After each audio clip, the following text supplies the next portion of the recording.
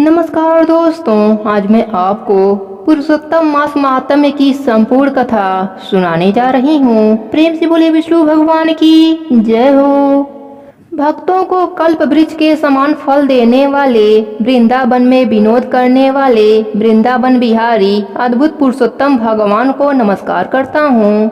नरों में श्रेष्ठ भगवान नारायण को नमस्कार कर माता सरस्वती तथा जगत गुरु व्यास जी को सफलता प्राप्त करने के निमित्त प्रणाम करता हूँ। एक समय बहुत से ऋषि मुनिजन नेमी सारण तीर्थ में जाकर यज्ञ करने के लिए और वेद पाठी ऋषिगण अपने शिष्यों सहित संसार के उपकार करने के विचार से एकत्रित हुए। मुनि सदैव परोपकार में लगे रहकर वेदानुकूल कर्म करते हुए भगवान का भजन करते थे।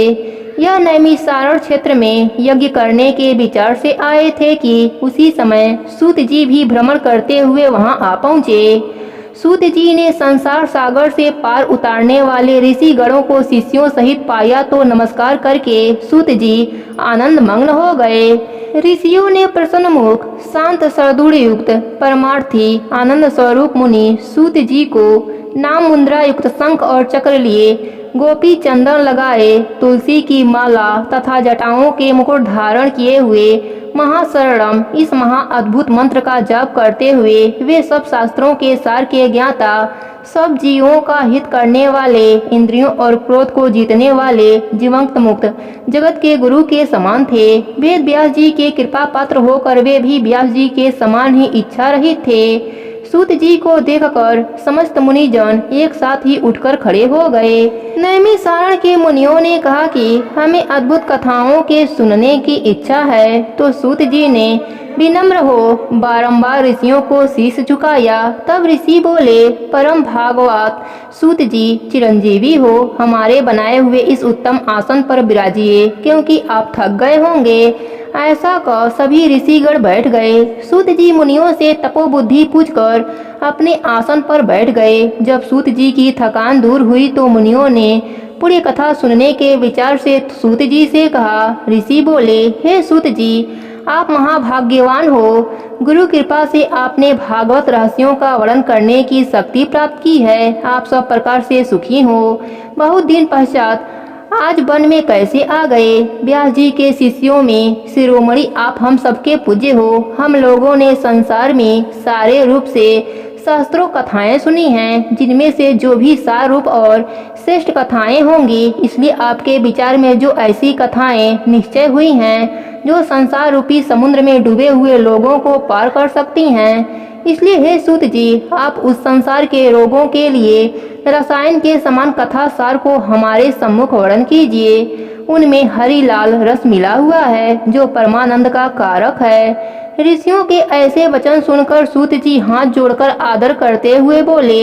सूत जी बोले, हे महामुनो, आप सब मेरा सुंदर वचन सुनिए। मैं पहले पुष्कर नाम तीर्थ को गया, वहाँ स्नान कर ऋषियों और पितरों को पिंड दान किया। तब यमुना तथा अन्य तीर्थों में होता हुआ गंगा तट पर आया। फिर काशी होकर गया, वहाँ भी पितरों को पिंड दान, बेड़ी और कृष्णा होकर गंडकी में स्नान करता हुआ पुला मुनि के आश्रम में गया। फिर धेनुमती में स्नान करता गोदावरी पहुँचा। फिर कृतमाला, कावेरी, अनेक नदियों में स्नान करता हुआ सेतु बंध गया। वहाँ से बद्री आश्रम पहुँचा। वहाँ नारायण का दर्शन कर तपस्वियों को नमस्कार और स्तुति कर सिद्ध क्षेत्र आया। इन सभी तीर्थों में भ्रमण प्रयत्न करते हुए जांगल देश होता हुआ मैं हस्तिनापुर पहुँचा। वहाँ पर महापुण्यवान राजा परीक्षित अपने राज्य को छोड़कर अनेक महापुण्यवान ऋषियों के साथ गंगा के किनारे जा रहे थे। उनमें अनेक सिद्धि योगी और महासिद्धि मुनि थे। हे विप्रों, वहाँ पर उस समाज को पूछ ही रहा था तो वहाँ श्री कृष्ण भगवान के चरण कमल में मन लगाए महामुनि व्यास जी के पुत्र सुखदेव जी पधारे, जिनकी 8 वर्ष की आयु, संग के समान कंठ, ऊंचे और चिकने केसों से घिरा हुआ मुख, दृढ़ कंधे, चमकती हुई क्रांति थी। वह अवधूत भेष ब्रह्म स्वरूप थे। ऐसे महामुनि सुखदेव को देखकर सब मुनि हाथ जोड़कर खड़े हो गए। तब मुनियों के बनाए हुए कमल चक्र ऊंचे आसन पर सुखदेव जी को बैठाया गया। उस आसन पर बैठे हुए ज्ञान समुद्र के चंद्रमा सुखदेव जी ऋषियों की पूजा को ग्रहण कर ऐसे शोभयान हुए जैसे तारागणों में चंद्रमा शोभयान होता है। प्रेम से बोलिए विष्णु भगवान की जय हो। दूसरा अध्याय के अनुसार सूत जी बोले, हे ऋषियों, मैं सुखदेव जी को राजा परीक्षित के सम्मुख भागवत की परम सुंदर मोक्ष देने वाली कथा को सुनकर और देखकर आ रहा हूँ। जहाँ आप लोग धर्म में प्रयत्नशील मिले हो, मैं आप लोगों का दर्शन कर कृतार्थ हो गया हूँ। ऋषि बोले, हे सूत जी, अन्याय बातों को छोड़ हमें वेद व्यास जी के मुख से सुनी कथा सुनाइए, जो सार का भी सार, महाश्रेष्ठ तथा आत्मा को प्रसन्न करने वाली अमृत से भी उत्तम अमृत रूप है, उसको पिलाइए। सूत जी बोले, ऋषियों, मेरा अहोभाग्य है कि आपने मुझसे पूछा है। अब मुझे जो ज्ञान है उसके अनुसार जैसा व्यास जी से सुना है वह सुनाता हूँ। एक समय नारद जी भगवान नारायण के निवास स्थान पर पहुँचे। भगवान की सेवा में जितने सिद्ध देवता और तपस्वियों का समूह था, वहाँ बेर, राक्षस, आंवले, बिल्व, आम आदि अनेक प्रकार के वृक्ष उगे हुए थे। विष्णु भगवान के चरण में द्रवीभूत अलकनंदा बह रही थी। महामुनि नारद जी लोग चिंतन करते हुए वहाँ आ पहुँचे। पर ब्रह्मा में मग्न लगाने वाले जितेंद्रिय नारद जी को नारायण ने नमस्कार किया। नारद जी बोले, हे वादिदेव, संसार के स्वामी दया सिंधु, आप रात्यवत्री हो, त्रिसत्य हो, सत्य के सार रूप, सत्य से उत्पन्न हो। हे सत्यों ने आपको नमस्कार है। मैं आपकी शरण में आया हूँ। आपका तप संसार को शिक्षा देना मर्यादा को रखता है, नहीं तो कलयुग में विशेष पापों के बढ़ने से पृथ्वी रसातल में चली जाती है, वह भी पुण्य आत्माओं के पुण्य कर्मों से तड़ने लग जाती है। सतयुग की भांति एक पापी के पापों से सबको पाप नहीं लगता, क्योंकि कलयुग में पाप करने वालों को ही लगता है। आपके तप में स्थित रहने वाला पाप पुण्य से लिप्त नहीं होता। हे भगवान, सब प्राणियों के हृदय विषयों में आसक्त है। स्त्री पुत्र आदि के मोह में फंसे हुए गृहस्थी लोगों का हित करने वाला मेरे लिए भी लाभदायक कुछ विचार मुझे बतलाइए, क्योंकि मैं आपके मुखरा बिंदु से कुछ सुनने की इच्छा से ब्रह्मलोक से आ रहा हूँ। फिर वेद भी बताते हैं कि भगवान विष्णु उपकार के प्रेमी हैं, इसलिए संसार के उपकार के लिए उस सार का रूप कथा को कहिए, जिसको सुनने से ही जीव निर्भय पद को पा सके। नारद जी के वचन सुनकर भगवान मुस्कुराते हुए संसार को पवित्र करने वाली कथा को आरंभ करने लगे। बोले, हे नारद, तुम वज्र गोपियों के मुख कमल के भ्रमर तुल्य रसिक शिरोमणि रामेश्वर भगवान श्री कृष्णचंद्र वृंदावन बिहारी की पुण्यमयी कथा को सुनिए। हे वसे, विधाता संसार को पल भर में नष्ट कर सकता है, उसके कामों का वर्णन कोई नहीं कर सकता। इन संसार सार रूप भगवान के अगम्य चरित्र को तुम भी जानते ही हो, तो भी मैं तुम्हारे सामने पुरुषोत्तम भगवान के दारिद्र्य वैधार्य दुख हरने वाले उत्तम कीर्ति पुत्र तथा मोक्ष देने वाले सरल अद्भुत महात्म्य का वर्णन करता हूँ।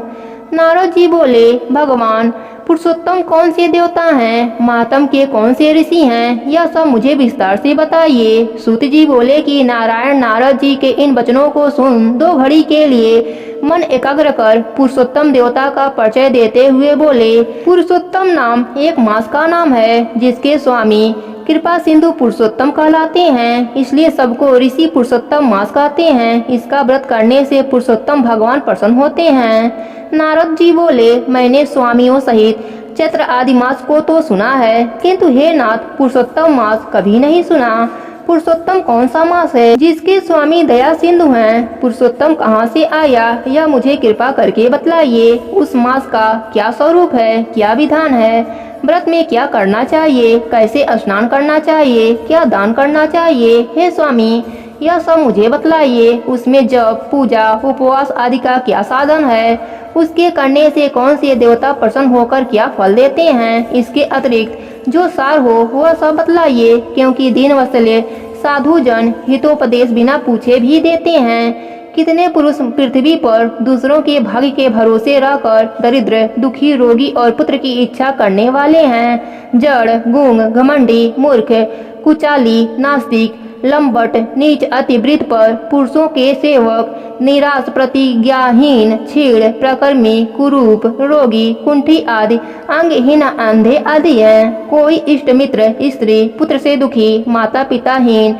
दुख सुख से सूखा हुआ, दुर्बल, मनवांछित वस्तु से हीन है। हे भगवान, वे कुछ करके, सुन के, पढ़ के और आचरण करके इन कष्टों से छूट जाए, ऐसा उपाय बतलाइए।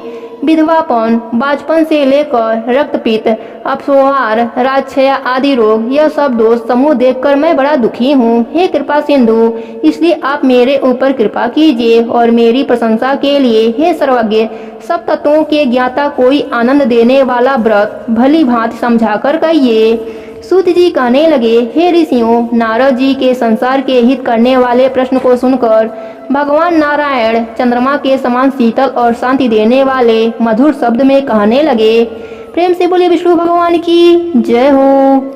हे नारद जी, जो कुछ कृष्ण ने राजा युधिष्ठिर से कहा वही तुझसे कहता हूँ। एक समय धर्मराज युधिष्ठिर जुए में दुर्योधन से सब कुछ हार गए तो द्रौपदी के बालों को पकड़कर दुष्ट दुशासन ने खींचा और वस्त्र भी पकड़कर खींचे तो श्री कृष्ण भगवान ने रक्षा करी। उसके पश्चात युधिष्ठिर राज्य को छोड़कर काम्यक वन को चले गए। वहां पर वन में युधिष्ठिर आदि बाल बिखरे वन में रहने वाले हाथियों की तरह वन के फलों को खाकर अति दुख को प्राप्त हुए। एक समय देवकी के पुत्र श्री कृष्ण भगवान उनको दुखी जानकर काम्यक वन को गए। उस समय युधिष्ठिर श्री कृष्ण भगवान को देखकर ऐसे खुश हुए मानो देह में प्राण आ गए हो। वे बड़े प्रेम से मिले और हरि के चरण कमल में नमस्कार किया। द्रौपदी ने भी प्रणाम किया। राजा युधिष्ठिर को दुखी देखकर और ऐसे ही द्रौपदी को भी दुखी देखकर श्री कृष्ण भगवान भी अत्यंत दुखी हुए। जब विश्वात्मा भक्तवत्सल श्री कृष्ण भगवान ने दुर्योधन को भस्म करने के लिए कोप किया तो मानो करोड़ों काल कराल समान मुख से प्रलय काल की अग्नि उठी हो और दांतों को पीसते हुए मानो त्रिलोक को भस्म कर देंगे। तब अर्जुन श्री कृष्ण भगवान को क्रोध में उत्तेजित देखकर भय से कांप उठा। युधिष्ठिर और द्रौपदी तथा दूसरे उपस्थित वृंद हाथ जोड़कर भगवान को प्रसन्न करने के लिए स्तुति करने लगे। अर्जुन कहने लगे, हे कृष्ण, हे जगन्नाथ, हे नाथ, मैं जगत के बाहर नहीं हूँ, फिर आप मेरी रक्षा क्यों नहीं करते? आप तो सारे जगत की रक्षा करने वाले हो, जिसके नेत्र के गिरने से ब्रह्म का पतन हो जाता है, जिनके कोप से क्या कुछ न हो जाए कोई नहीं कह सकता। हे तात, हे जगत पते, इस संहार करने वाले क्रोध को हरो, आपके क्रोध से संसार में प्रलय हो जाएगी। भगवान कहने लगे कि हे नारद जी, अर्जुन इस प्रकार कह ही हाथ जोड़कर श्री कृष्ण भगवान को नमस्कार करने लगे। तब श्री कृष्ण भगवान अर्जुन के इस प्रकार के स्तुति भरे वचन सुनकर शीतल हो गए। फिर प्रेम से आकुल व्याकुल होकर युधिष्ठिर श्री भगवान को बारंबार नमस्कार करने लगे। श्री नारायण कहने लगे कि हे नारद जी, इस प्रकार प्रेम में मग्न हो सिर झुकाकर हाथ जोड़े बारंबार भगवान कृष्ण को नमस्कार कर अर्जुन ने भगवान कृष्ण से जो प्रश्न किया वह मैं तुमसे कहता हूँ। हरि भगवान सब सुनकर पांडवों के हितकारक वचन कहने लगे। कृष्ण कहने लगे, हे अर्जुन, मेरे वचनों को सुनो और आपने जो अपूर्व प्रश्न किया है, जो यद्यपि मैं उसका उत्तर देने को समर्थ नहीं, यह गुप्त प्रश्न ऋषियों को भी कठिन है, तो भी हे अर्जुन, मैं तुम्हारी मित्रता और भक्ति से प्रसन्न होकर अत्यंत कठिन उत्तर को क्रम से कहता हूँ, सुनो। हे अर्जुन, कोई समय में संयोगवश अधिक मास आया, उसको सब असहाय, निंदक, अपूज्य, मलमास और रवि की संक्रांति से वर्जित कहा।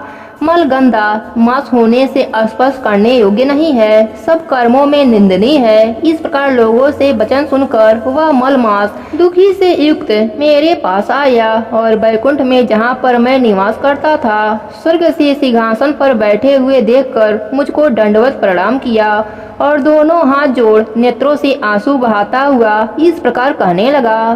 प्रेम से बोले विष्णु भगवान की जय हो। चौथा अध्याय के कथा के अनुसार श्री नारायण बोले, हे नारद, लोकहित के निर्मित हरि से अधिक मास बोला, हे कृपा निधे, मैं मलमास बलवानों से तिरस्कृत हो यहाँ आया हूँ, फिर आप मेरी रक्षा क्यों नहीं करते? मुझे उन लोगों ने शुभ कर्म में वर्जित, अनाथ और हमेशा घृणा से देखा। अब आपकी वह दयालुता कहाँ गई? यह कठोरता कैसे हुई? जैसे आपने अग्नि रूप दृष्टि कंस से जलाई हुई देवकी की रक्षा करी, वैसे ही मुझे शरणागत की रक्षा क्यों नहीं करते? हे दीनवत्सल भगवान, पहले जैसे दुशासन के दुख से द्रौपदी की रक्षा की, वैसे ही मैं हूँ, मेरी रक्षा क्यों नहीं करते? बताइए। जैसे आपने यमुना के बीच से पशुओं की रक्षा करी, हे रक्षक, वैसे मुन-दीन की रक्षा क्यों नहीं करते, जैसे ग्वालों की स्त्रियों की दानवता से जलते समय रक्षा करी, वैसे ही शरणागत मेरी रक्षा क्यों नहीं करते। हे दीनवत्सल, जैसे आपने जरासंध के बंधन से राजाओं की रक्षा करी, वैसे ही शरण आए मेरी रक्षा क्यों नहीं करते। जिस प्रकार मगरमच्छ के मुख से गजराज की रक्षा करी, वैसे ही शीघ्र मुझे शरणागत की रक्षा क्यों नहीं करते। इस प्रकार मलमास श्री कृष्ण भगवान के आगे आंसू बहाता उदास होकर बैठ गया। वह अत्यंत कृपा से द्रवीभूत हरि आगे बैठे दीनवदन मलमास से बोले, हे पुत्र, तू अत्यंत दुखी मग्न है। तुझे ऐसा क्या महान दुख है, तू सोच मत कर, मैं तेरे दुख का दूर करूंगा। मेरी शरण आकर मत सोच। यहाँ आकर महादुखी चंडाल भी सोच नहीं करता है, फिर तो यहाँ आकर क्यों सोच में डूब रहा है। तुझको दुखी देख यहाँ के बैकुंठवासी विस्मित हो गए। तू क्यों मरने की इच्छा करता है। नारायण बोले कि भगवान के ऐसे वाक्य सुन मलमास श्वास पर श्वास ले बेझिल स्वर से मधुसूदन भगवान से बोला, हे भगवान, आप घट घटवासी सब जानते हैं, क्योंकि आकाश की भांति संसार पर व्याप्त हो। आप चराचर में व्याप्त हो, विष्णु हो, सर्वसाक्षी विश्वदृष्टा तुम्हारे निरंजन निराकार रूप में सब प्राणी व्यवस्था से रहते हैं। अतः हे जगन्नाथ, आपके बिना कुछ भी नहीं। हे भगवान, मुझ अभागे की पीड़ा को क्या आप नहीं जानते। तो भी हे नाथ, दुख रूप बंधन में बंधा जैसे कष्ट किसी को भी न हुआ हो, न सुना हो, न देखा हो। क्षण, लव, मुहूर्त, पक्ष, मास और दिन राति आपने स्वामी की आज्ञा से सदा अभय को आनंद करते हैं, किंतु मेरा न नाम है, न कोई स्वामी, न कोई आश्रय। इसलिए देवताओं ने मेरा निरादर किया है कि यह शुभ कर्म में निषिद्ध है। अंधपराध सदा यही कहते हैं, अतः मैं मरना चाहता हूँ, जीना नहीं चाहता। ऐसे जीने से तो मरना ही अच्छा है। कैसे सोया जाए। आप दूसरों के दुख को नहीं सहने वाले और उपकार करने वाले, ऐसा वेद पुराणों में पुरुषोत्तम प्रसिद्ध है। अपने धर्म को देख, जो चाहो करो। आप तो महाप्रभु हो, बारंबार तुच्छ मनुष्य की भांति करने योग्य नहीं। हे नारद जी, मैं मरूंगा, मैं मरूंगा, मैं मरूंगा, इस प्रकार बारंबार कह शांत हो गया।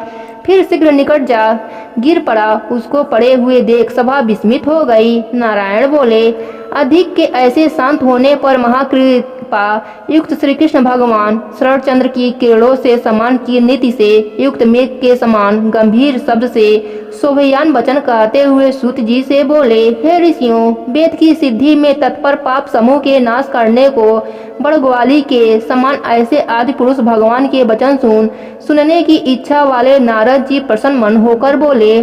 प्रेम से बोले विष्णु भगवान की जय हो। पांचवा कथा के अनुसार नारायण बोले, हे तपोनिधे, चरणों के पास पड़ा हुआ अधिक मास के वचन को सुन के हरि भगवान बोले, हे अर्जुन, तुमसे बैकुंठ का वृत्तांत कहता हूँ, वह सुनो। श्री कृष्ण भगवान के नेत्रों से संकेत पाकर गरुड़ मूर्छित हुए, मलमास को अपने पंखों से हवा करने लगे। तब मलमास उठकर बोले, हे नाथ, मुझे यह अच्छा नहीं लगता। हे जगत के दाता, मुझ शरणागत को क्यों त्यागते हो। रक्षा करो, रक्षा करो। ऐसा कह कांपता हुआ बारंबार विलाप करते हुए मलमास से बैकुंठवासी ऋषि भगवान ने कहा, हे वत्स्य, तेरा दुख मुझे कष्ट से निवारण होने योग्य दिखता है। तू सोच मत कर, उठ उठ, तेरा कल्याण होगा। ऐसा कह पल भर मन में उपाय निश्चय कर फिर बोले, हे वत्स्य, मेरे साथ गोपियों को भी दुर्लभ गोलोक धाम को चला जा।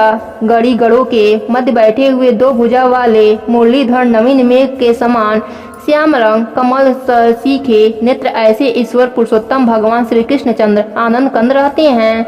शरद चंद्रमा के समान शोभा से अत्यंत दीप्तमान मुख, करोड़ों कामदेवों की लावण्य व लीला स्थल, सुंदर पीताम्बरधारी माला बंधार मालाओं से अलंकृत, श्रेष्ठ रत्नों का आभूषण धारे, प्रेम ही भूषण दोनों पर दया करने वाले, कस्तूरी केसर शोभित, मृग की लात से शोभित हृदय, सिर पर श्रेष्ठ रत्नों से जड़ित मुकुट धारे, कानों में कुंडल पहने, पार्षदों से घिरे हुए रत्नों से जटिल सिंहासन पर बैठे हुए, वे ही परब्रह्मा, वे ही पुराण पुरुषोत्तम निर्विकार अत्यंत परिपूर्ण प्रभु प्रकृति से परे ईशान निर्गुण नित्य विग्रह श्री कृष्ण गोलोक में तेरा दुख दूर कर देंगे। चलो वहीं चले। श्री नारायण बोले। इतना कह हरि भगवान मलमास का हाथ पकड़ गोलोक को चले गए। हे नारद मुनि, आज्ञानुरूप अंधेरे को नाश करने वाले ज्ञान रूपी मार्ग दिखाने वाला पहले पहल काल में ज्योति स्वरूप था और करोड़ों सूर्य के समान क्रांति नित्य असंख्य विश्व के कारण विभु परमात्मा की इच्छा रूप ज्योति है। हे मुने, ज्योति के भीतर सुंदर 3 लोक है, उसके ऊपर निरंतर ब्रह्मलोक की भांति गोलोक है। वह 3 करोड़ योजन फैला हुआ और गोल तेजस्वी रूप श्रेष्ठ रत्नों वाली भूमि से युक्त। गोपियों को स्वप्न में भी अदृश्य, वैष्णवों को दृश्य और प्राप्त होने योग्य परमात्मा ने योगों ने धारण किया। ऐसा श्रेष्ठ गोलोक आकाश में स्थित है और आदि व्याधि बुढ़ापा मृत्यु शोक भय से वर्जित श्रेष्ठ रत्नों से जटिल करोड़ों मंदिरों से सुशोभित है। उसके नीचे बाएं 50 करोड़ योजन विस्तार वाला गोलोक समान वैकुंठ लोक और शिवलोक है, जिसमें करोड़ों योजन लंबा और गोलाकार वैकुंठ लोक है। वहाँ पीले वस्त्रों से शोभयान वैष्णव जन हैं। वे वैष्णव ध्वज शंख चक्र गदाधारी लक्ष्मी से सेवित 4 भुजा वाले और सब स्त्रियां लक्ष्मी के समान नुपुर मेखला की झंकारों के शब्दों से शोभयान हैं। गोलोक के दाहिनी और सृष्टि के प्रलय काल में भी नाश रहित पार्षदों से घिरा हुआ करोड़ों योजन विस्तार वाला शिवलोक है। शिवलोक में महादेव के गढ़ सारे शरीर में भस्म रमाए, सर्पों के जनेऊ पहले, ललाट में अंधचंद्र धारे, सल पर्दी साथ में लिए, जटा में गंगा धारा, 3 नेत्र वाले सूरवीर महादेव की जय करने वाले रहते हैं। और गोलोक में निरंतर परमानंद कारक परम हर्ष को करने वाली अत्यंत मनोहर ज्योति हैं। उस ज्योति में अत्यंत सुंदर श्याम कमल के समान श्याम वर्ण कमल समान लाल नेत्र आनंद जनक निराकार परे से भी परे, जिसका योगी जन ज्ञान चक्षु से ध्यान करते हैं। फिर करोड़ों शरद ऋतु के पूर्ण चंद्रमा के समान अत्यंत तृप्तिमान सुख करोड़ों कामदेव के समान सुंदर लीला अस्तर सुंदर 2 भुजा मुरलीधर मधुर मुस्कान युक्त पीले वस्त्र पाने भृंगों की लात से शोभित हृदय कौस्तुभ मणि से सुशोभित करोड़ों श्रेष्ठ रत्नों से जटिल मुकुट और कंकड़ से शोभित रत्नों से सिंहासन पर बैठे हुए बनमाला से शोभयान वे ही परम पुरी ब्रह्मा श्री कृष्ण स्वेच्छामय सर्वबीज सर्वाधार बाल्यावस्था निरंतर ग्वालियों का रूप धारे करोड़ों पूर्ण चंद्रमा के समान शोभ्यमान भक्तजनों पर अनुग्रह करने वाले इच्छा रहित निर्विकार अत्यंत परिपूर्ण प्रभु रासमंडल के मध्य में बैठे शांत रासेश्वर हरि मंगल रूप पूज्य योग्य मंगलों के मंगल परमानंद धन्य सत्य अक्षर अव्यय सब सिद्धियों के ईश्वर सब सिद्धि रूप और सिद्धि देने वाले प्रकृति से परे ईशान निर्गुण नित्य विग्रह सबके आदि पुरुष अव्यक्त इंद्र रूप पुरुष नित्य स्वतंत्र एवं परमात्मा स्वरूप शांत शांति में परायण रूप का शांत स्वभाव वाले वैष्णव ध्यान करते हैं और केवल उत्कृष्ट रूप भगवान ने ही धारण किया है। विष्णु भगवान यो कहकर अधिक मास को रजोगुण से घिरा हुआ उत्कृष्ट को ले गए। सुत जी बोले, सत्कर्म ग्रहण करने वाले बाड़ी कहकर नारायण के चुप होने पर नारद जी महा उत्सव से लेकर समस्त कथा सुनाने के विचार से परमात्मा से बोले। प्रेम से बोले विष्णु भगवान की जय हो। 6वां कथा के अनुसार नारद जी बोले, हे पाप रहित विष्णु भगवान ने गोलोक में जाकर क्या किया सो कृपा करके मुझसे कहो। श्री नारायण बोले, हे नारद अधिक मास सहित विष्णु गोलोक में गए, वहाँ जो हुआ वह सुनाता हूँ, ध्यान पूर्वक सुनो। गोलोक में मणियों के खंभों से सुशोभित भगवान जिसमें मनोहर ज्योति स्थान विष्णु को दूर से ही देखा, उस तेज से नेत्र बंद हो गए। तब धीरे से उखाड़ कर अधिक मास की पीठ पीछे करके विष्णु जी धीरे धीरे चले। तब उस स्थान के पास पहुँचे तो अधिक मास सहित विष्णु बड़े आनंदित हुए और हरि के द्वारपालों को नमस्कार किया।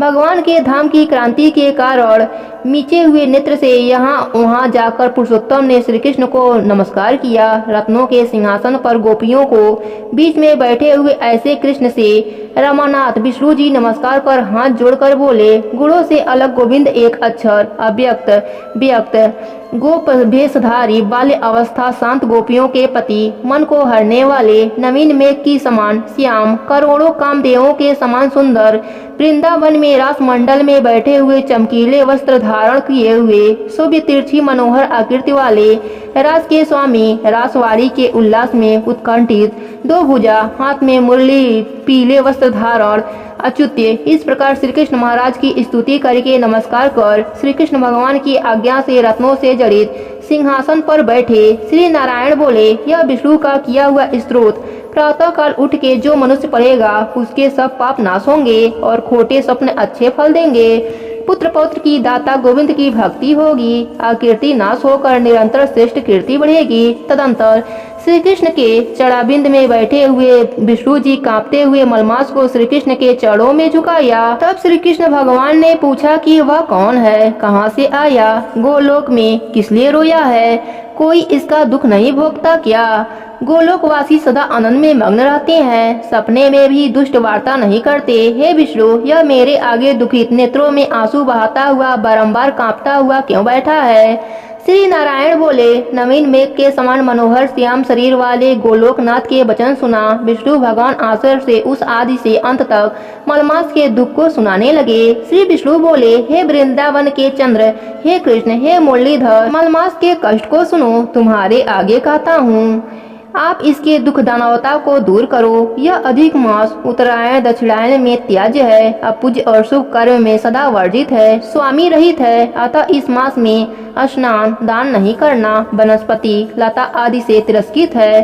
12 महीनों से काला काष्ठा लवारी से उत्तरायण दक्षिणायन वर्षों और वर्ष स्वामी के गर्भ से इस प्रकार दुख दानवता से जला हुआ यह मरने को तैयार हुआ।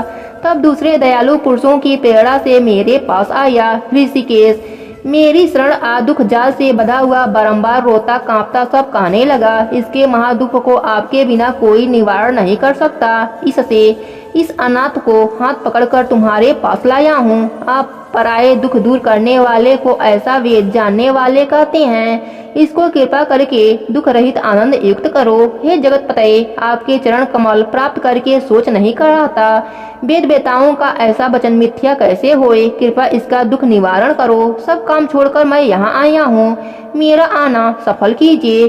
स्वामी के सम्मुख बारंबार नहीं कहना चाहिए, ऐसा नीति जानने वाले पंडित जन कहते हैं। इस प्रकार श्री कृष्ण भगवान से कह विष्णु भगवान हाथ जोड़ भगवान के मुख कमल को खड़े हुए निहारने लगे। ऋषि बोले, हे सूत जी, तुम श्रेष्ठ वक्ता को 1000 वर्ष जियो, आप सेवन करने योग्य हो, क्योंकि आपके मुख से हरि लीला रूपी कथा अमृत को हम पी रहे हैं। हे सूत जी, विष्णु और श्री कृष्ण संवाद सब लोगों को उपकारी है। फिर गोलोकवासी श्री कृष्ण ने क्या कहा और क्या बताया? हे सूत, नारद जी ने नारायण से क्या पूछा? तुम परम भागवत हो, हरि हमें भगवान के परम औषधि रूपी वचन हमें सुनाइए। प्रेम से बोले कृष्ण भगवान की जय हो। 7वीं कथा के अनुसार सूत जी कहने लगे, हे तपोधने, जब विष्णु भगवान मलमास का अपार दुख कहकर चुपचाप आसन पर बैठ गए तो श्री कृष्ण ने भगवान को जो गुड़ा वचन कहे वह तुमसे कहता हूँ। श्री पुरुषोत्तम बोले, हे विष्णु, आपने बहुत अच्छा किया जो मलमास का हाथ पकड़कर यहाँ ले आए। इससे लोक में महान कीर्ति पाओगे। जिसको तुमने स्वीकार किया, जिसको मैंने भी स्वीकार कर लिया, इसको मैं अपने समान ही करूँगा। गुण वरदान मेरे समान भी गुण इसमें होंगे। जैसे मैं लोक में प्रसिद्ध हूँ, वैसे ही यह भी पुरुषोत्तम नाम से विख्यात होगा। जो गुण मुझ में है वही मैं इसे दे रहा हूँ। हे जनार्दन, तुम्हारी प्रशंसा के लिए मैंने अपने सभी गुण इसे दे दिए और मैं ही इसका स्वामी हूँ। यह पुरुषोत्तम के नाम से जगत पवित्र करेगा और मेरे समान होकर सब मासों का स्वामी होगा। अब यह जगत को पूज्य, जगत में नमस्कार करने योग्य होकर पूजनीय होगा और पूजने वालों का दुख दरिद्रता का नाश करेगा।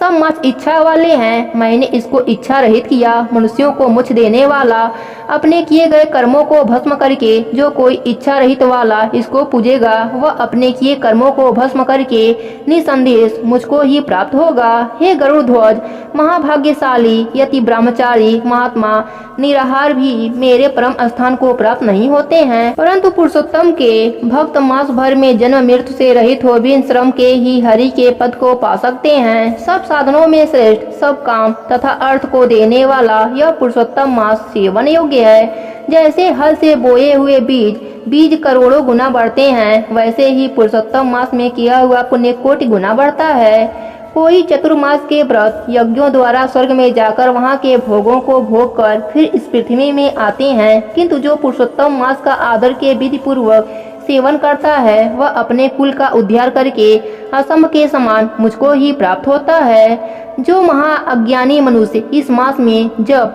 दान आदि नहीं करते और अच्छे कर्म नहीं करते, देव तीर्थ तथा ब्राह्मण से बैर रखते हैं, वे दुष्ट भाग्य वाले दूसरे के भाग्य पर जीने वाले हैं। उनको खरगोश के सिंह के समान सपने में भी सुख नहीं होगा। जब मूढ़ मनुष्य मेरे प्रिय मलमास का तिरस्कार करेंगे और जो धर्म को आचरण नहीं करेंगे, वे सदैव नरक के गामी होंगे। जो पुरुषोत्तम के निमित्त 3-3 वर्ष के धर्म का आचरण नहीं करते, वह कुल भी पादक नरकों में पड़ते हैं। जो अज्ञानी पुरुष स्त्री पुत्र पौत्र आदि के बंधन में फंसा रहता है, वह अज्ञानी दुख रूपी दानवता में पड़ा रहता है।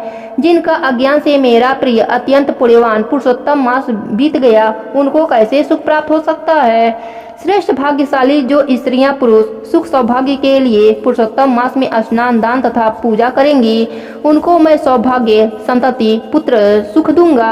और जो मेरे इस मास को ऐसे ही व्यतीत कर देगा, उसको मेरे प्रतिकूल और स्वामी से सुख नहीं होगा। भाई पुत्र तथा धन का सुख तो उसको सपने में भी नहीं होगा। अतः सब मनुष्यों को मेरे इस मास में स्नान पूजा जप आदि करना, विशेष करके अपनी शक्ति के अनुसार दान करना चाहिए।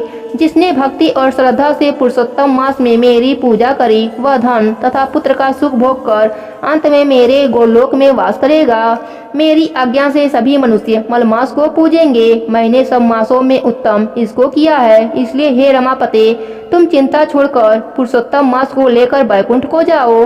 प्रेम से बोले कृष्ण भगवान की जय हो। 8वीं कथा के अनुसार सूत जी कहने लगे कि हे तपोधने, भगवान विष्णु और श्री कृष्ण जी के वचन सुनकर नारद जी अत्यंत प्रसन्न हुए, परंतु फिर भी प्रश्न करने लगे। नारद जी कहने लगे, हे प्रभु, रुक्मणी नाथ जब बैकुंठ को चले गए फिर क्या हुआ, वह सब कृपा करके मुझसे कहिए। हरि का वृतांत करके हितकारी है। ऐसे प्रश्न से प्रसन्न होकर श्री नारायण जगत को आनंद देने वाले वचन बोले। श्री नारायण जगत कहने लगे, हे नारद, जब रुक्मणी नाथ बैकुंठ को चले गए तो अधिक मास को अपने धाम में अपने पास बसाया। वहाँ बैकुंठ में बसकर अधिक मास अत्यंत आनंद करने लगा और भगवान के साथ क्रीड़ा करने लगा। श्री कृष्ण के मन में प्रश्न होकर मलमास को 12 महीनों में सबसे श्रेष्ठ कर दिया और सबका प्रिय बना दिया।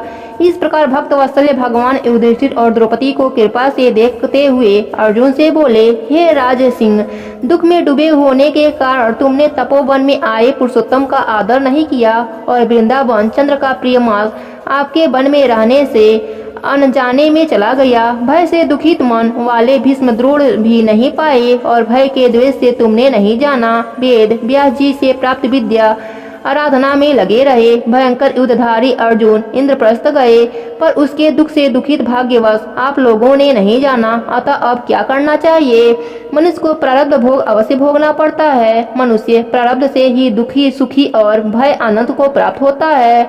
अतः सदा भरोसा रखो। हे महाराज, अब आपके दुख का दूसरा कारण कहता हूँ। इतिहास पूर्वक इस कथा को अच्छी तरह से श्रवण करो। कृष्ण कहने लगे, यह द्रौपदी पूर्व जन्म में महाभाग्यशाली ब्राह्मण की पुत्री थी। कुछ काल व्यतीत होने पर 10 वर्ष की हो गई।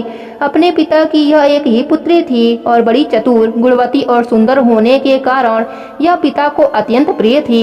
यह पड़ोसन सखियों का सुख देखकर पुत्र पौत्र की इच्छा करने लगी और विचारने लगी कि ऐसे मेरे भी अच्छे गुण और भाग्य वाले भर्ता और सुख देने वाले श्रेष्ठ पुत्र किस तरह से उत्पन्न होंगे। परंतु प्रारब्ध में तो पहले ही नाश कर दिया। क्या करूं? क्या किसी मुनि के पास जाऊं या किसी तीर्थ में जाकर वहां रहूं? मेरा भाग्य से मेरे पंडित पिता भी मूढ़ हो गया है। विवाह काल प्राप्त होने पर भी मेरे जैसे मेरी जोड़ी पीड़ा तथा कुमारी में स्वामी का सुख जैसा मेरी सखियां जानती हैं, मैं नहीं जानती। आकुल तथा व्याकुल वाले मनोरथ की चिंता से मेरी भाग्यवती माता पहले मर गई। शोक और मोह की तरंगों से पीड़ित कन्या का पिता यह मेधावी ऋषिराज भी पृथ्वी में विचरने लगा, पर कन्यादान के निमित्त जोड़ी का वर ढूंढने पर नहीं मिलने से अपने मनोरथ में निराश हो गया। पुत्री के और उसके अपने दुर्भाग्य से टूटा संकल्प का पिंजरा होने से उसको महादारुण दिव्य ज्वर हो गया। जब वह ऋषिराज शरीर से अंतिम शूल होने के कारण व्याकुल हो गया और श्वास पर श्वास से युक्त होकर लौटा, घिरता घर आकर पृथ्वी पर गिर पड़ा। जैसे मदिरा पान करने से मूर्छा को प्राप्त हो जाता है और अपने पुत्री का स्मरण को प्राप्त हो जाता है और अपने पुत्री का स्मरण किया। तब तक पुत्री भय से व्याकुल होकर अपने पिता के पास आई। तब तक वह मरने के सदृश हो गया। दैव योग से अकस्मात कांपता हुआ और कन्यादान से प्रसंग से उठे हुए महोत्सव से रहित पूर्व काल के लिए गृहस्थी धर्मों से रहित होकर संसार की वासना को छोड़कर हरि के मन को लगाता वह मेधावी ऋषिराज श्री हरि पुरुषोत्तम को स्मरण करने लगा। हे कृष्ण, हे गोविंद, हे हरे, हे मुरारे, हे दामोदर, हे दीननाथ, हे ऋषिकेशर, आपको नमस्कार करता हूँ। आप मेरी इस संसार रूपी समुद्र से रक्षा कीजिए। इस प्रकार मुनि के वचन सुनकर बहुत जल्दी भगवान के पार्षद मरे हुए मुनि के जीवात्मा को लेकर भगवान वैकुंठ धाम को चले गए और वह पुत्री पिता को मरण सुनकर हाय हाय कर रोती और पिता की देह को गोदी में लेकर विलाप करने लगी। अत्यंत दुखित होकर दारुण विलाप करती हुई मानो उसका पिता जीवित हो अत्यंत व्याकुल होकर कहने लगी, हाय पिता, मुझको किसके सहारे छोड़कर विष्णु लोक को चले गए। हे तात, अब मैं पिता के बिना कैसे रहूंगी। न मेरे भाई हैं, न कोई कुटुंबी है, मेरी तपस्वी माता भी नहीं है जो मेरे भोजन तथा वस्त्रों की चिंता करे। अब इस दशा में मैं मर जाऊंगी, जीने से अब क्या काम।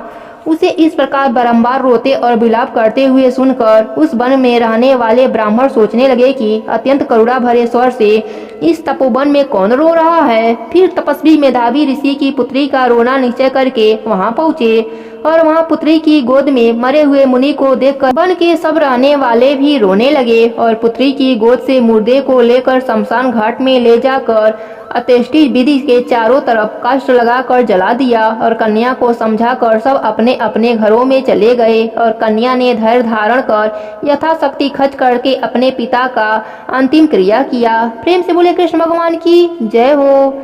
नवीं कथा के अनुसार सूत जी कहने लगे कि इसके पश्चात नारद जी विस्मित युक्त हो मेधावी ऋषि की वृतांत पूछने लगे। नारद जी ने पूछा, हे मुने, फिर उस कन्या ने वन में क्या किया? क्या किसी ऋषि ने उसके हाथ साथ विवाह किया? नारायण कहने लगे, इस कन्या ने दुख के साथ अपने पिता का स्मरण करते हुए वहां आश्रम में रहकर कुछ काल व्यतीत किया। भाग्यवश एक दिन उस वन में अपनी इच्छा से विचरते हुए महाकोप वाले दुर्वासा मुनि आ गए। दुर्वासा मुनि को आता हुआ देखकर शोक सागर में डूबी हुई उस कन्या ने उठकर धीरज धारण करके मुनि का नाना प्रकार के फलों से आदर करके मुनि का पूजन किया। फिर मुनि कन्या आदर से कहने लगी, हे मुने, आपको नमस्कार है। मुझे दुर्भाग्य निवासिनी के आश्रम में आपका कैसे आना हुआ? आपके आने से मेरे भाग्य का उदय हो गया अथवा मेरे पिता के पुण्य प्रताप से मुझको समझाने के लिए आप आए हैं? आप जैसे महात्माओं के तीर्थ रूपी पांवों के रजकरण को स्पर्श कर मेरा जन्म सफल हो गया, जो आप जैसे महात्माओं का मुझको दर्शन हुआ है। इस प्रकार कहकर वह बाला उनके आगे चुपचाप होकर बैठ गई।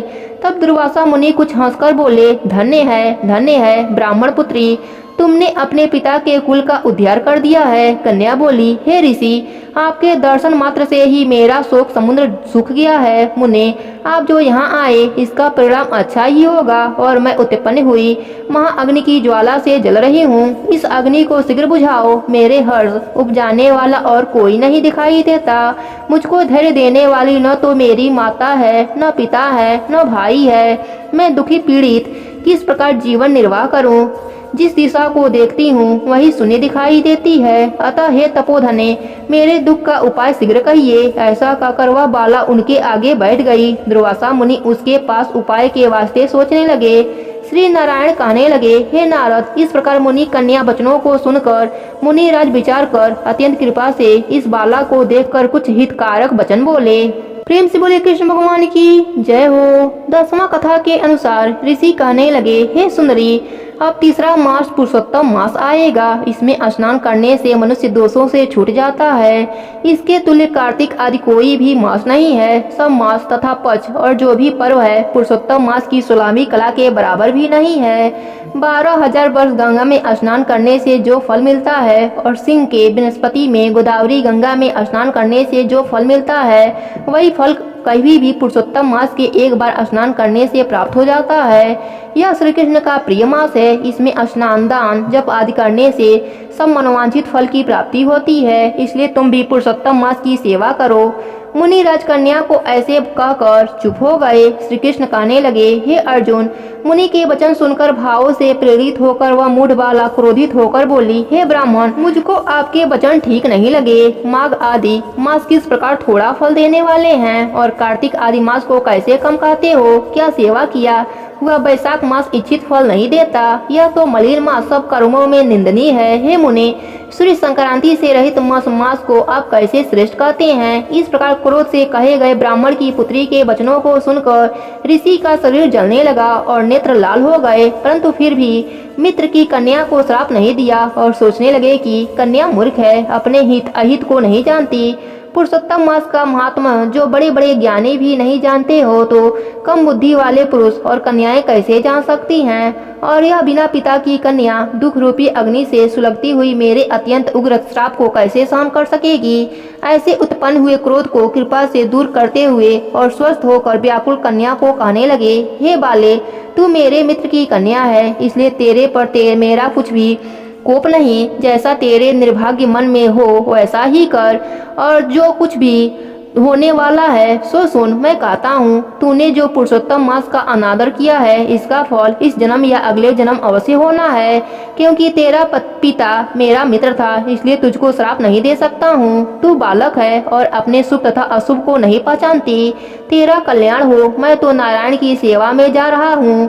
श्री कृष्ण कहने लगे कि ऐसा कहकर वह महाक्रोधी तपस्वी मुनि झटपट चले गए और उसी क्षण वह कन्या पुरुषोत्तम मास के अनादर से क्रांतिहीन हो गई और अपने मन में विचार करने लगी कि तत्काल फल देने वाले पार्वती पति श्री शंकर जी की आराधना करूंगी। ऐसा निश्चय करके अपने आश्रम में आकर बड़ा कठिन तप करने की इच्छा करने लगी। सूत जी कहने लगे, वह बाला प्रबल मुनि के वचनों को निंदने कर तथा बहुत फल देने वाले विष्णु और सावित्री पति ब्रह्मा को छोड़कर अपने वन आश्रम में केवल शंकर भगवान की सेवा करने लगी। प्रेम से बोलिए कृष्ण भगवान की जय हो। 11वें अध्याय के कथा के अनुसार नारद जी कहने लगे, हे मुने, सब मुनियों से भी महाकठिन ऐसा कौन सा तप उस कुमारी ने किया, सो हमसे कहिए।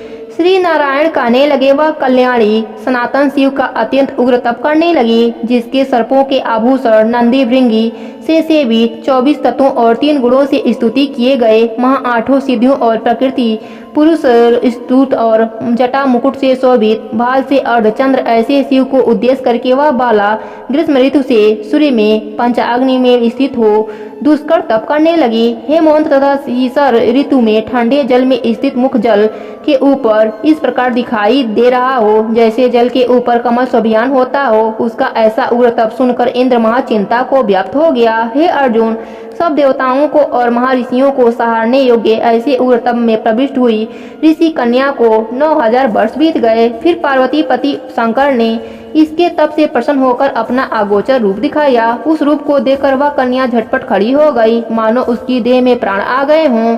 तब से उसका शरीर जो दुर्बल हो गया था मानो हिष्ट पुष्ट हो गए। उस बाला ने नम्र होकर श्री शंकर को नमस्कार किया और भी सुबंधित श्री शंकर का मनोपचार से पूजन किया और उनकी स्तुति करने लगी। हे राजन, जब उस मेधावी ऋषि की तपस्विनी श्री शंकर भगवान की स्तुति करके शांत हो गई, तब महाउग्र तप से उसका किया हुआ स्तोत्र सुनकर प्रसन्न मुख वाले श्री सदाशिव बोले, हे तपस्विनी, तेरा कल्याण हो, मनवांछित वर मांग। महा आनंद में मग्न कुमारी ऐसा सुनकर प्रसन्न हुए शिव जी से यह वचन बोली, हे दीननाथ, यदि आप मुझ पर प्रसन्न हो तो मुझको पति दीजिए। ऐसा ही वह 5 बार कहकर शांत हो गई। तब शिव जी मुनि कन्या को कहने लगे कि हे कन्या, तूने अपने मुख से कहा है वैसा ही होगा। तूने 5 बार पति मांगा, सो हे सुंदरी, तेरे 5 पति होंगे। श्री कृष्ण कहने लगे, शिव जी के ऐसे अनीति प्रिय वचन सुनकर बाला बोली, हे सदाशिव, एक स्त्री के एक ही पति हो सकता है। कभी भी स्त्री 5 पति वाली न देखी न सुनी। एक पुरुष के 5 स्त्री हो तो सकती है, 5 पत्नियों वाली कैसे होगी? आपका ऐसा कहना योग्य नहीं। हे प्रभु, ऐसा वरदान देने में आपको ही लज्जा होगी। उस कन्या के ऐसे वचन सुनकर श्री शिव कहने लगे कि इस जन्म में नहीं, अगले जन्म में होंगे। वहाँ तू तपोबल से योगी से उत्पन्न नहीं होगी और वहाँ भारता से उत्पन्न सुख को प्राप्त होकर परम पद को प्राप्त होगी। दुर्वासा मेरा ही रूप है, तूने उसका तिरस्कार किया। यदि दुर्वासा कोपवान हो जाए तो तीनों लोगों को जला देंगे। तूने अत्यंत ब्रह्म तेज का तिरस्कार किया और तूने भगवान के प्रिय पुरुषोत्तम मास का व्रत नहीं किया, जिसको श्री कृष्ण भगवान ने सब ऐश्वर्य सौंप दिया है।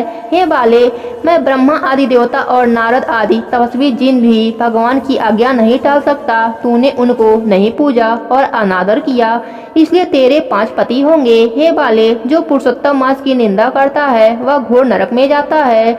उसके विपरीत कभी भलाई नहीं हो सकती। जो पुरुषोत्तम के भक्त हैं वह पुत्र, पौत्र और धन से युक्त हैं। इस लोक तथा परलोक की सिद्धि को प्राप्त होते हैं। हम सब देवता भी पुरुषोत्तम की सिद्धि को प्राप्त होते हैं। हम सब देवता भी पुरुषोत्तम की सेवा करते हैं। इस प्रकार कहकर श्री नीलकंठ महादेव तत्काल अंतर ध्यान हो गए। तब वह बाला चकित रह गई।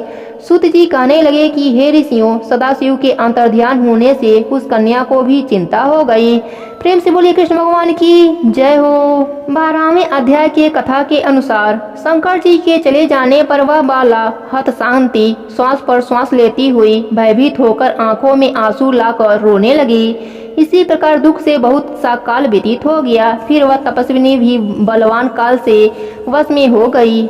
उसी समय बड़े धर्मात्मा राजा प्रद्युम्न ने उत्तम यज्ञ किया। उस यज्ञ कुंड में से एक कन्या उत्पन्न हुई। वही मेधावी ऋषि कन्या दूसरे जन्म में राजा द्रुमन की पुत्री द्रौपदी नाम से संसार में विख्यात हुई। सो यह राजा द्रुमन से स्वयंवर में मछली के बीचने पर अर्जुन को मिली। हे नारद, पुरुषोत्तम का अनादर करने से दुष्ट दुशासन ने इसके बाल को पकड़कर खींचा, परंतु उस समय बारंबार मेरे नामों को याद करने लगी। श्री कृष्ण कहने लगे कि यदि द्रौपदी को भूल ही गया था तो भी मेरे को स्मरण आई, और हे राजन, मैं तत्काल ही गरुड़ पर चढ़कर आया और अनेक प्रकार से खींचे हुए चीर को इतना बढ़ाया कि दुशासन उसको खींचता हुआ अचेत होकर गिर गया।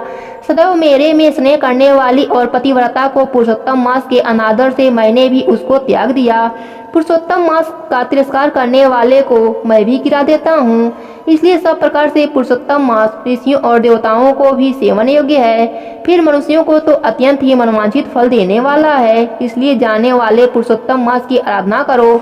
14 वर्ष पूरे हुए, अब सब कुछ अच्छा ही होगा। श्री नारायण कहने लगे। इस प्रकार श्री कृष्ण द्रौपदी और पांडवों को समझाकर द्वारिकापुरी जाने की इच्छा से बोले, हे राजन, अभी विरह से व्याकुल द्वारिकापुरी को मैं जा रहा हूँ।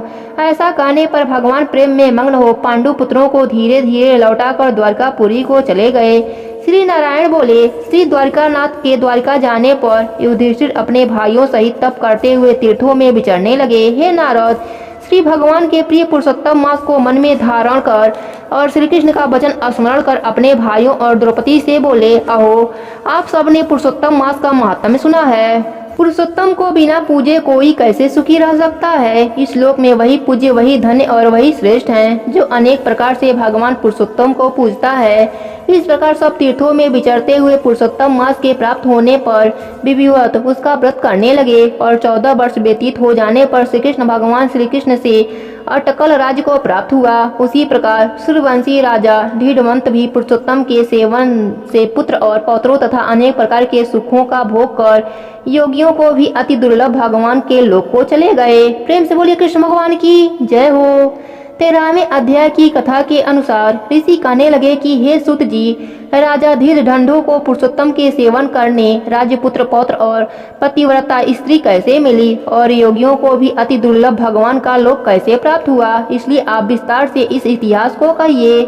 सूत जी कहने लगे, हे ब्राह्मण, आकाश गंगा की नहर पवित्र करने वाली सुंदर पुरानी ढीडवंता की कथा मैं तुमसे कहता हूँ। हयहर देश का चित्रधनवा की कथा मैं तुमसे कहता हूँ। हयहर देश का चित्रधनवा नाम से विख्यात राजा हुआ। उसका पुत्र महातेजस्वी, सब गुणों से युक्त, सत्य बोलने वाला, धार्मिक ढीडवंता नाम से विख्यात हुआ। वह ढीडवंता अंकों सहित चारों वेदों को पढ़कर विधि पूर्वक गुरु जी का पूजन कर दक्षिणा देकर पति के नगर को गया। अपने नगर में रहने वालों को नेत्रों को आनंद उत्पन्न करते हुए उसने अपने पिता चित्रधनवा को प्रसन्न किया। अब राजा चित्रधनवा अपने मन में विचार करने लगा कि स्त्री, घर, पुत्र आदि छोड़कर मुझको भी वन में जाकर हरि का सेवन करना चाहिए। ऐसा मन में विचार कर सर्वर्थ राजा ढीढ़नंदा को सब राजपाट सौंपकर विरक्त होकर पुलस्त्य ऋषि के आश्रम में चला गया। वहां जाकर तप करने लगा। कितने ही काल तक तप करके चित्रधंधा हरि के धाम को चला गया। ढीढ़नंदा ने जब अपने पिता की वैष्णव गीत को सुना तब अपने पिता की अवैध देह क्रिया की। फिर नगर में राज्य करने लगा। राजा की गुण सुंदरी नाम की स्त्री थी। उसके 4 पुत्र हुए और चारुमती नाम की एक कन्या हुई। उसके पुत्र चित्रवाक, चित्रवाह, मणिमान और चित्रकुंडल नामों से विख्यात हुए। श्री नारायण कहने लगे कि एक समय सोते हुए उस राजा के मन में यह विचार उत्पन्न हुआ कि मेरा यह सब वैभव किस पुण्य के प्रभाव से हुआ। न मैंने कोई तप किया, न दान किया, न कुछ हवन किया। अपने इस भाग्य का स्मरण करके किससे पूछूं। राजा के इसी विचार में सारी रात्रि व्यतीत हो गई। प्रातः ब्रह्म मुहूर्त में उठकर यथाविधि स्नान आदि करके खड़ा होकर उदित सूर्य को अर्घ देकर ब्राह्मणों को दान आदि देकर और नमस्कार करके वह राजा घोड़े पर चढ़कर तत्काल शिकार के लिए वन में चला गया। वहां उसने शिकार किया। उसी वन में राजा ढीढ़धनवा के बाढ़ से घायल होकर एक मृग दूसरे वन में भाग गया। घायल मृग के शरीर से गिरते हुए रुधिर के निशानों से राजा भी उसके पीछे पीछे गया। पर थोड़ी देर में मृग राजा की निगाह से ओझल होकर फिरते फिरते सागर के समान एक सरोवर को देखा। वहां दर तत्काल जाकर उसने पानी पिया। वहीं उसने अत्यंत घनी छाया वाला बट का वृक्ष देखा। उसकी जटा में घोड़े को बांधकर राजा वहीं बैठ गया। वहां पर बाड़ी बोलता हुआ एक पक्षी आया। राजा को अकेले बैठा हुआ देखकर वह सुख बार बार एक ही श्लोक बोलता रहा, तू पृथ्वी में अत्यंत सुख को देखकर सार वस्तु को नहीं विचारता तो कैसे पार पहुँचेगा। ऐसे उसके इस रहस्यपूर्ण वचनों को सुनकर राजा को यही सोच हुआ कि बारंबार यह सुख ऐसे वचन क्यों कहता है। यह सुखदेव जी हैं। मुझ मूढ़ को संसार सागर में डूबे हुए देखकर मुझको श्री कृष्ण का भक्त समझकर मुझ पर कृपा करके उद्धार करने को आए हैं। वह इसी विचार में था कि पीछे से उसकी सेना आ गई। वह तोता तो राजा को उपदेश देकर अंतर ध्यान हो गया और राजा अपने नगर में सुख के वाक्यों को स्मरण करता रहा। प्रेम से बोले कृष्ण भगवान की जय हो। 14वें अध्याय के कथा के अनुसार श्री नारायण बोले, राजा इस प्रकार चिंताग्रस्त रहता था कि एक समय वाल्मीकि ऋषि उसके वहां आए। राजा ने जल्दी से उठकर भक्ति सहित उसके चरणों में नमस्कार किया। तब वाल्मीकि ऋषि राजा को शांत देखकर कहने लगे, हे राजन, तेरे मन में जो कुछ भी चिंता हो वह तुम बिना संकोच कहो, क्या बात है। राजा ने कहा, महाराज, आपके चरणों की कृपा से सब सुख है, परंतु हे विद्वान, एक बड़ा भारी संदेह मेरे मन में है। सो उस वन के तोते के मुख से लगे हुए शूल को आप दूर कीजिए। वाल्मीकि ऋषि राजा के यह वचन सुनकर बोले, हे राजन, पूर्व जन्म में तुम द्रविड़ देश में ब्राह्मण के ताम्रवर्ण के किनारे उत्पन्न हुए थे। सुदेव तुम्हारा नाम था। तुम धार्मिक, सत्यवादी, जितना मिले उतने में ही संतुष्ट थे। तुम्हारी स्त्री उत्तम गुणों वाली गौतम ऋषि की पुत्री गौतमी के नाम से विख्यात थी। गृहस्थ आश्रम में धर्म को चलाने वाले सुदेव को कितना काल व्यतीत हो गया, परंतु उसके सतति नहीं हुई। एक दिन आसन पर बैठा हुआ अपनी स्त्री से सेवा करता हुआ थका हुआ वह ब्राह्मण कहने लगा, हे सुंदरी, संसार में पुत्र से परे कोई सुख नहीं है, क्योंकि तब दान से उत्पन्न पुत्र परलोक में सुख देते हैं। शुद्ध वंश में उत्पन्न हुए सतति इस लोक और परलोक में सुख देती है। उस श्रेष्ठ सतति को यदि प्राप्त न हुआ तो मेरा जीना भी व्यर्थ है। मैंने न पुत्र खिलाया, न उसे वेद अध्ययन कराया, न उसका विवाह आदि किया, अतः मेरा जन्म व्यर्थ है। इसलिए मेरी मृत्यु शीघ्र हो जाए तो अच्छा है, मुझको आयु प्रिय नहीं है। इस प्रकार अपने पति के वचनों को सुनकर उस सुंदरी के मन में अत्यंत दुख हुआ और वह बोली, हे प्राणेश्वर, ऐसे तुच्छ वाक्य मत कहो। तुम्हारे जैसे वैष्णव सुरवीर कभी निराश नहीं होते। हे विप्र, आप सत्य धर्म में तत्पर रहें। आपने तो स्वर्ग जीता है। पुत्र की इच्छा है तो हरि जनार्दन की आराधना करो। वह ब्राह्मण श्रेष्ठ अपनी धर्म पत्नी के ऐसे वचन सुनकर निश्चय के साथ ताम्र नदी के किनारे चला गया। वहां जाकर पूर्ण तीर्थ में स्नान कर महाभयंकर तप करने लगा। ऐसे उस तपोनिधि के 4000 वर्ष व्यतीत हो गए। हे ब्राह्मण, उसके तप से त्रिलोकी कांप उठी। महाउग्र उस सुदेव का तप देखकर बड़े वेग से गरुड़ पर चढ़कर भक्तवत्सल श्री भगवान प्रकट हुए। श्री नारायण बोले, हे नारद जी, नवीन मेघ के समान चतुर्भुज जगत के पालन करने में समर्थ उन मुरारी के आनंदित मुख को देखकर बड़े हर्ष के साथ सुदेव ब्राह्मण ने मुकुट को साष्टांग नमस्कार किया। प्रेम से बोले कृष्ण भगवान की जय हो। 15वें अध्याय के कथा के अनुसार वाल्मीकि ऋषि कहने लगे, इस प्रकार विष्णु की स्तुति कर ब्राह्मण सुदेव हरि के आगे बैठ गया। तब भगवान ऐसी स्तुति सुन मेघ के समान गंभीर बाणी में बोले, हे वश्य, तुमने बड़ा घोर तप किया है, इसलिए जो इच्छा हो वह वर मांग ले। सुदेव बोला, हे नाथ, जो आप प्रसन्न हैं तो मुझको एक श्रेष्ठ पुत्र दीजिए। इस प्रकार ब्राह्मण के वचन सुनकर श्री भगवान बोले, हे वश्य, पुत्र का सुख विधाता ने तेरे भाग्य में नहीं लिखा है। मैंने तेरे भालपट के सब अक्षर देखे हैं, परंतु उसमें 7 जन्मों में भी तुझे पुत्र का सुख नहीं है। भगवान के ऐसे वज्र प्रहार जैसे निष्ठुर वचन को सुनकर जड़ से कटे हुए वृक्ष की तरह वह ब्राह्मण पृथ्वी पर गिर पड़ा। गौतमी अपने पति को इस प्रकार पड़े हुए देखकर अत्यंत दुखी हुई और स्वामी को पुत्र के सुख से रहित देखकर रोने लगी। फिर वह स्त्री धैर्य धारण कर अपने पड़े हुए पति को इस प्रकार बोली, हे नाथ, धीरज धारण कीजिए। उठो, जो विधाता ने ललाट में लिख दिया है वह सुख अथवा दुख अवश्य ही भोगना पड़ेगा। इस प्रकार उसी स्त्री के तीव्र शोक से युक्त वचन सुनकर उत्पन्न दुख से कांपता हुआ गरुड़ विष्णु भगवान से कहने लगा, हे अरे, आप इस शोक सागर में डूबी हुई ब्राह्मणी को देखिए और पड़ते हुए आंसुओं से व्याकुल ब्राह्मण को देखिए। हे दीनबंधो, आपकी दुखी को न समझने वाली दया कहाँ गई। श्री नारायण बोले, इस प्रकार गरुड़ के वचन सुनकर श्री भगवान विष्णु गरुड़ से अमृत वचन में बोले, हे खड़वर, इस ब्राह्मण को एक एक मनोहर पुत्र शीघ्र दें। इस प्रकार हरि के अनुकूल वचन सुनकर गरुड़ ने अति प्रसन्न होकर उस ब्राह्मण को अति सुंदर अनुरूप पुत्र दिया। प्रेम से बोले कृष्ण भगवान की जय हो।